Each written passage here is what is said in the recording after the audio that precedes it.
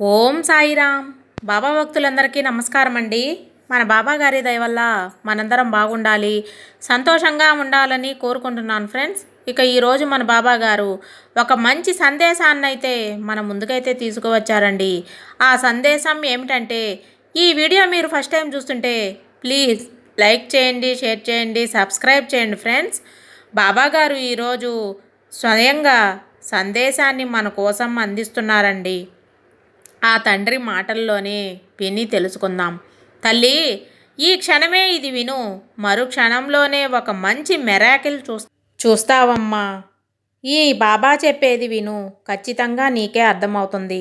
పొరపాటును కూడా ఈ అవకాశాన్ని జారవిడుచుకోవద్దు బిడ్డ, వెంటనే అందుకొని అని బాబాగారైతే చెప్తున్నారండి. మరి బాబాగారు మనకేం చెప్పబోతున్నారు, ఎలాంటి మెరాకిల్ మనకు అందించబోతున్నారు ఇంతలా బాబాగారు మనకి చెప్తున్నారంటే, దీని వెనుక ఏదో ఒక అర్థం, పరమార్థం అయితే ఖచ్చితంగా దాగి ఉంటుంది. మరి మన బాబాగారు మనకేం చెప్పబోతున్నారు, ఎలాంటి సందేశాన్ని అందించబోతున్నారు, ఇంతలా బాబాగారు ఎందుకు చెబుతున్నారు, ఎలాంటి అవకాశాన్ని అందించబోతున్నారు, ఇవన్నీ కూడా జాగ్రత్తగా మనం బాబాగారు మాటలతోనే విందాం. ఎందుకంటే బాబాగారు మనకు ఏదైనా సరే ఒక చిన్న సందేశం అందించినా సరే మన జీవితాన్ని మార్చేదిగా ఉంటుందన్న విషయం అందరికీ తెలిసిందే. ప్రతిరోజు బాబాగారు పంపే సందేశంలో ఏదో ఒక అర్థం, పరమార్థం అయితే ఖచ్చితంగా దాగి ఉంటుంది. కాబట్టి బాబాగారు పంపే మాటలను, అలాగే సందేశాలను ఏమాత్రం కూడా నిర్లక్ష్యం చేయకుండా జాగ్రత్తగా ఆఖరి వరకు వినండి ఫ్రెండ్స్. ఖచ్చితంగా మన జీవితానికి ఒక అర్థం, పరమార్థం అలానే మన జీవితాలని మార్చేసే ఒక అద్భుతమైన మాట ఇవన్నీ కూడా దాగి ఉన్నాయి. కాబట్టి బాబాగారు చెప్పేట్లుగా విందాం, ఖచ్చితంగా జీవితాన్ని మార్చుకుందాం. ఇంతవరకు బాధాకరంగా ఉన్న మన జీవితాన్ని కూడా మనం సంతోషంగా మార్చుకోవచ్చు. కాబట్టి ఇక ఏమాత్రం లేట్ చేయకుండా బాబాగారి సందేశంలోకి అయితే వెళ్ళిపోదాం. తల్లి, ఇప్పుడే ఇది వినమ్మా.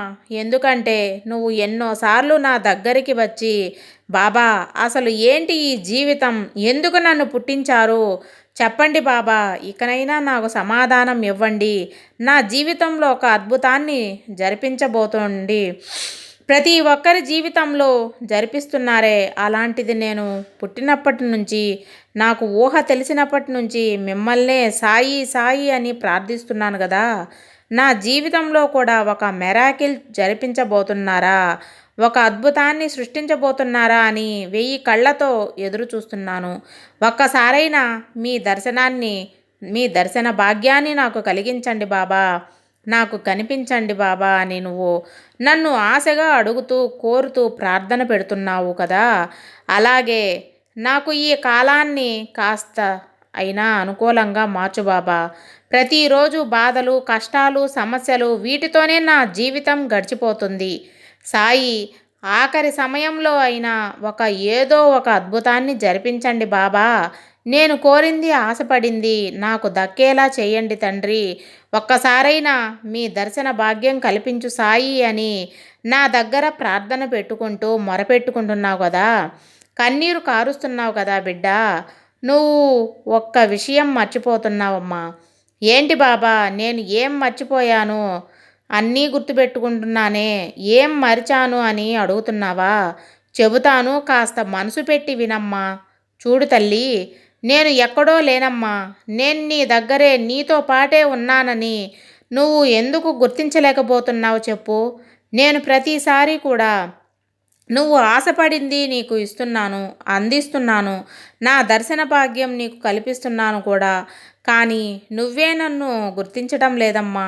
అందుకు నీకు ఒక ఉదాహరణ కూడా చెప్పనా తల్లి. నా భక్తులు, నా బిడ్డ ఒక్కరు నా వద్దకు వచ్చి, బాబా నాతో ఒక్కసారి మాట్లాడరా అనే ఆశగా అడిగింది. ఇక వెంటనే పెద్ద ఉరుములు కూడా వచ్చాయి. కానీ ఆ విషయాన్ని నా భక్తుడు గమనించలేదు. మళ్ళీ నా వద్దకు వచ్చి, బాబా నాకు ఒక్కసారి కనిపించండి, వినిపించండి అని శరణు వేరాడు. ఇక వెంటనే ఆకాశంలో ప్రకాశవంతంగా నా బిడ్డలకు కనిపించేలా మెరుపులు వచ్చాయి. మెరుపులా నేను నా బిడ్డ వద్దకు వచ్చాను. అయినా సరే నా బిడ్డ నన్ను చూడలేకపోయింది. మళ్ళీ నాకు బదులు ఇవ్వండి తండ్రి. నా ప్రశ్నలకు ఇకనైనా సమాధానం ఇవ్వండి అని గట్టిగా పిలిచారు. ఇక వెంటనే ఒక కోయిల కూసింది. ఇక అయినా సరే నా భక్తుడు నన్ను గమనించలేదు. బాబా నన్ను ఒక్కసారి వచ్చి తాకండి అని నన్ను అడగగానే ఒక సీతాకోక చిలుకలా నేను వచ్చి తన చేతి మీద వాలాను.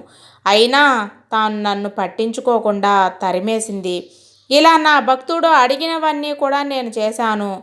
తాను అడిగినట్లుగానే పలికాను, కనిపించాను, మాట్లాడాను. అలానే నా స్పర్శని కూడా తనకి తాకేలా చేశాను. అయినా సరే నా బిడ్డ నన్ను గుర్తించలేదు, అస్సలు నన్ను కనిపెట్టలేదు.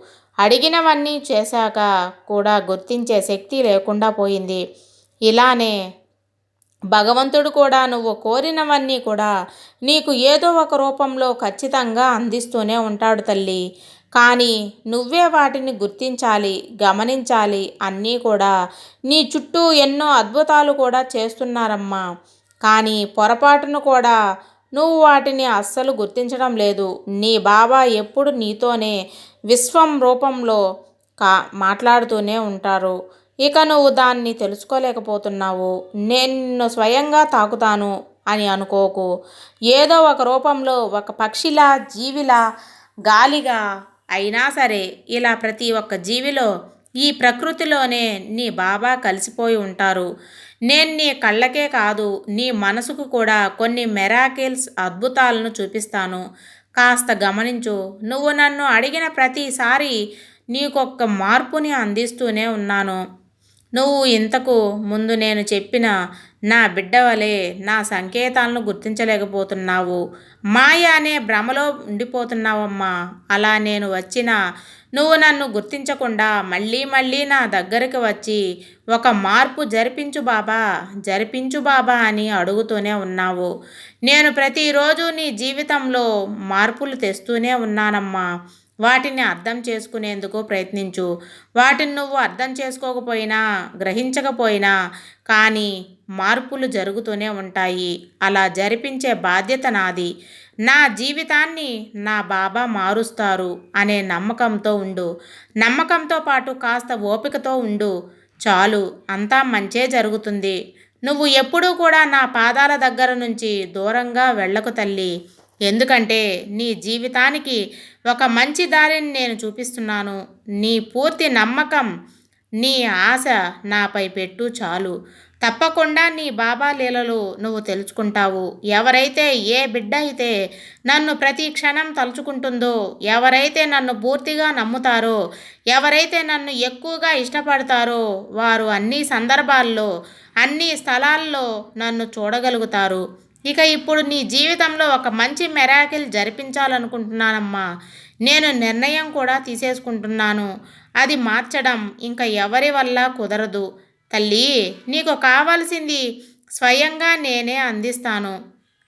నీ పూర్వజన్మ పుణ్యం వల్లే నువ్వు నన్ను పూజించగలుగుతున్నావు. ఈ సందేశాలను వినగలుగుతున్నావు. ఈ సందేశాలను నన్ను దర్శించుకునగలిగినావు. ఇక అన్నీ జరుగుతున్నాయి. ఇన్ని జరిపిస్తున్నాను కదా.